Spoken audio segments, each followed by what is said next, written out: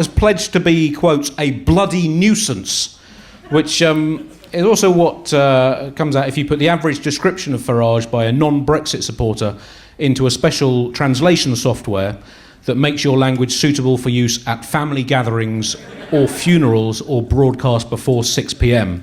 and for it not to be a crossword clue whose answer is 7,4 words.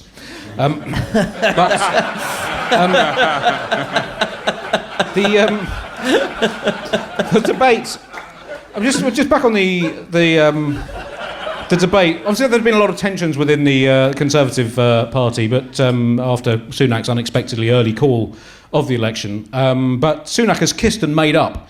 In that he's kissed goodbye to his hopes of winning the election, and he's made up some statistics to try to paper over the chasms. Now, the big talking point from the debate was the £2,000 thing. Now, £2,000 is not just what the average TV watcher gave to the nearest flat surface during that leaders' debate in 70 minutes, just like pounding away in frustration. It's not what I can bench press using Conservative Party-approved mathematics, where I add together everything I might theoretically bench press over the next 4 years if I bench press something twice a day.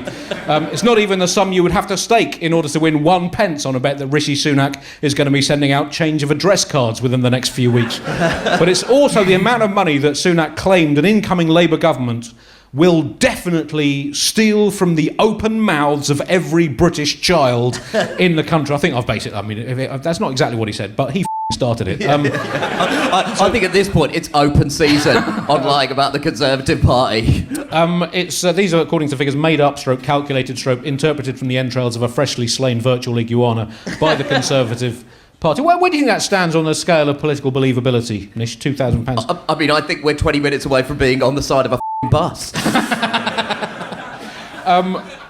Sometimes if it looks like horseshit and it smells like horseshit, you've got a bunch of horseshit in your mouth.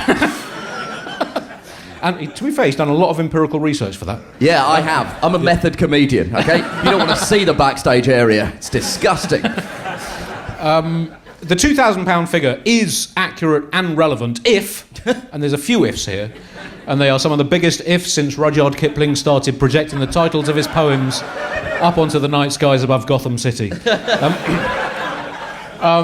It is accurate and relevant if you don't mind that the costings it's based on were made up by the Conservatives and the policies they were costing were at least in part completely hypothetical Labour policies that hadn't been announced. Also, it's fine if you don't mind that they also then simply divided the eventual made-up total by a made-up speculative number of working households in the country and then assumed that you could just divide that overall sum by all the households because what Labour is famous for is really going for flat-rate taxation across the entirety of society. So there are a few little glitches. Also, you've got to ignore the fact that if you cost out the Conservatives' own policies, the same figure apparently comes to £3,000. Now, don't take that from me, take that from the rightward-leaning Spectator magazine. So this is the equivalent of the Catholic newspaper, The Guilt-Ridden Biscuit, saying that maybe, just maybe, Jesus was just a mid-grade magician and raconteur. So... to be clear, The Spectator is right-leaning to the same extent that lying fully on the floor is leaning. Of course, that's not the correct way to work out numbers like that during an election campaign. The correct way to do it is to take the shirt number of your favourite footballer, multiply it by the number of sandwiches you've eaten in the last decade, and then chuck some noughts on the end. And then you say the number 12 times within an hour, and it becomes a fact. That is just how political stats work. The good news, for anyone who's got kids doing GCSE maths, is that this is now, because of the legal precedent set by the government, you no longer have to show you're working or get your answer right. You just have to write the answer over and over again and hope that the examiner thinks, oh, there must be something in it. It's because they keep saying that it was a figure that's been arrived at by independent people that work at the Treasury, but based on information given to them by the Conservative Party, which is a bit like saying, we've talked to the police, and they say that Labour's plan to release all pedos is going to be bad. Where have you heard about that plan? We made it up. But the police have said it's going to be bad. And the problem is that now, with Farage re-entering the race, which I can't believe is happening, I really thought we had, to use a very commonly used expression, John Oliver.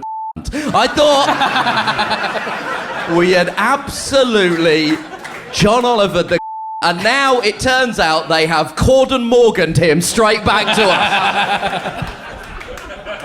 us. He got hit by a milkshake, which I think we can all agree, regardless of your political affiliation, is extremely funny. It's extremely funny that Nigel Farage got hit by a milkshake. A lot of people have said, well, how is that different from an assault? Well, it's different in every conceivable way. It's different from an assault in the same way that you don't get charged with the same crime if you draw a dick on a building as you do if you burn the building to the ground. And some people have started saying, well, what if there was petrol in there?